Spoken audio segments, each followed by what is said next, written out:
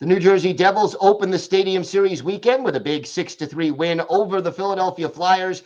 Trey Matthews of Locked On Devils is here to talk about that, plus what to expect down the stretch from the Devils. All that and more on today's Locked On NHL podcast. You're Locked On NHL, your daily podcast on the National Hockey League.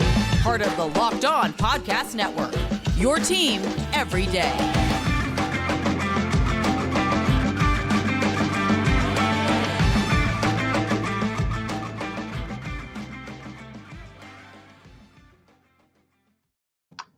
And welcome, everybody, to the Monday edition of the Locked On NHL podcast, part of the Locked On Podcast Network, your team every day.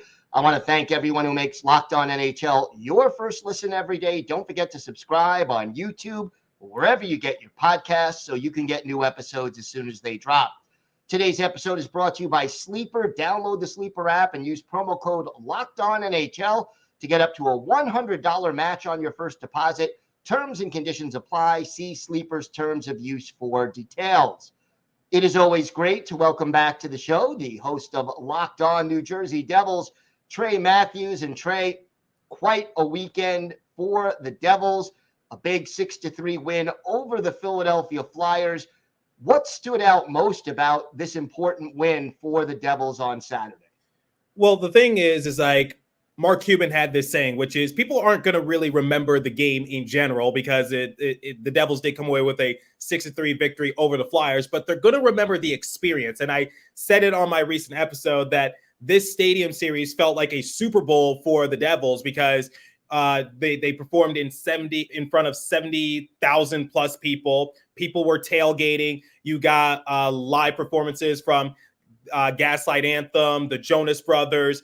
The overall experience was just top notch for this type of feel. I spoke with Catherine Bogart, the team reporter for the Devils, about the matter, and she also gave her insight as to what fans could expect. So in the long run, this was a very successful event for the Devils. And to add on to that, it was their reunion of sorts at the Meadowlands. Yes, they weren't playing in their same barn in which they won 3 Stanley Cups in, but they were still in that same vicinity. And Martin Brodeur said, like, he just got so much nostalgia by just pulling up to the parking lot and just reminiscing over the good times where the team would do their championship parade, their celebrations. I know Matt Loughlin, the play-by-play announcer for the Devils radio feed, he was feeling some sort of way of nostalgia. So just in general, this event was top-notch for the Devils.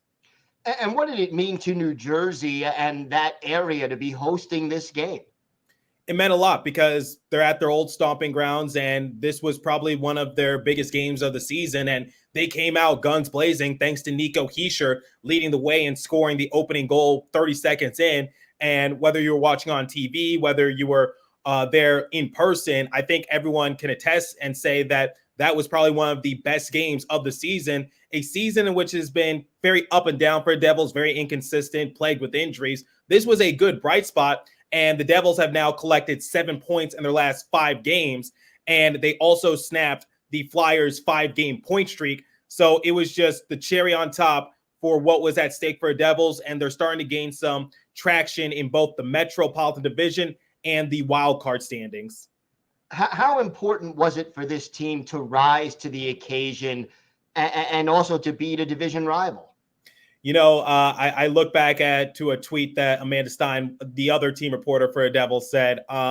Basically, Amanda broke the news and said that Gaslight Anthem would perform live after every Devils goal because their song Howl is played after every Devils goal at the Prudential Center. And someone asked her, like, what if the Devils get shut out? Then what? And Amanda Stein responded by saying, not an option.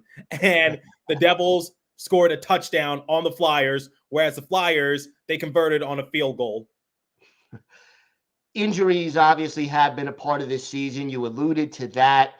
Give me some updates on some of the players who are still out, because obviously getting some of them back would be critical to the Devils down the stretch. So I think the biggest injury update was Jack Hughes returning to action. He's been playing in the last few games, and he's currently on a 4-game point streak. He has 5 points during that 4-game stretch, and he, in the previous matchup against the Flyers, he has now reached the 50-point mark in 38 games. So the big question for Jack Hughes early on in his career, what could his numbers be if he just stayed healthy? Because I think he'd be one of the finalists for the Hart Trophy if he didn't miss significant time.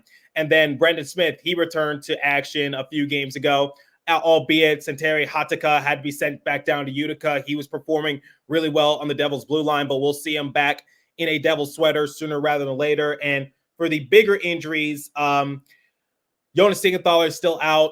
Dougie Hamilton, Tom Fitzgerald told the media that he is still a ways away. We're hoping that he can come back for the playoffs, but that's down the road, and the Devils have to get to the playoffs for that to be a possibility. One thing that may help them get to the playoffs, the recent solid goaltending by Nico Dawes. Talk to me about what he's meant to this team recently and whether or not you feel he is the solution to the team's struggles in goal this year.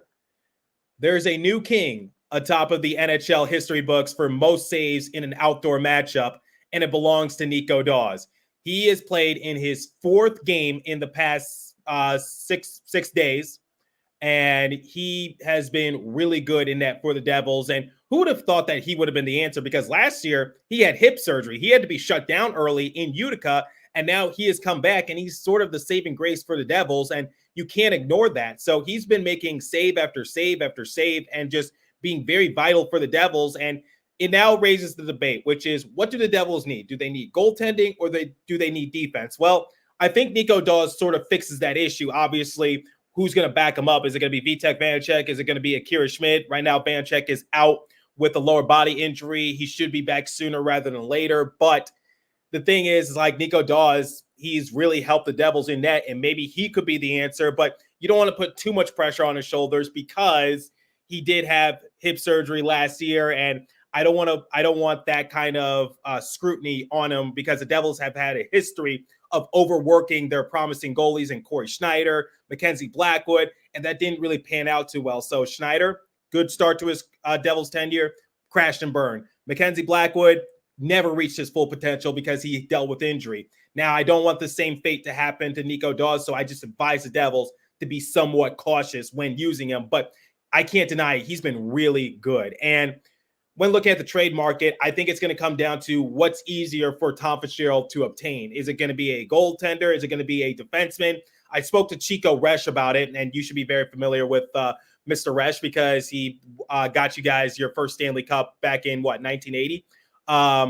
So the thing is like, he said, like, is it the goaltending? Is it defense? Chico told me it's mostly the defense, but how can you give Luke Hughes and Shimon Nemets 5 years plus experience? You can't, because they have a lot of responsibilities on their shoulder, and the Devils have lost a lot of depth assets on the blue line, including Jonas Siegenthaler, including Dougie Hamilton. So it's been a bit of a struggle in that sort of regards.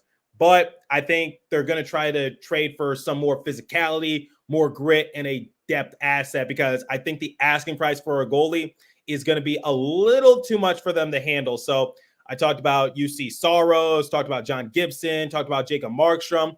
But the thing is, the Devils will have to play to the opponent's game, because it's just like the ball is in their courts, because the goalie market is so spread thin. So it's not going to be easy. What do you think the Devils are willing to part with to bring in either that defenseman or that goalie?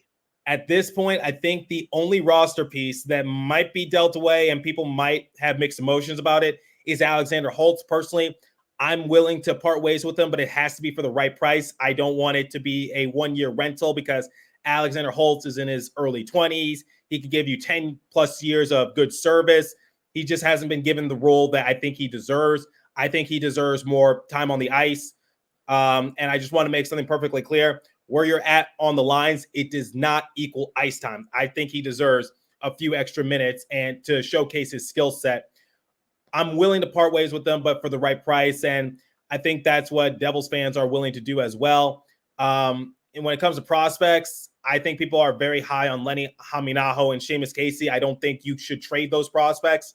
So I think it comes down to like maybe Alexander Holtz, or maybe a prospect that maybe won't be given a chance to showcase their skill set on the Devils roster. It's going to be a little tough, but I think Tom Fitzgerald will try to work something out. And Also, like where the Devils are at in the standings, if they completely just fall out the playoff race and Tyler Toffoli says he doesn't want to re-sign with the Devils, then that's a very valuable asset that the Devils have to move at the trade deadline, because I'm sure Tyler Toffoli can get you some decent assets for a team that is trying to contend for a Stanley Cup.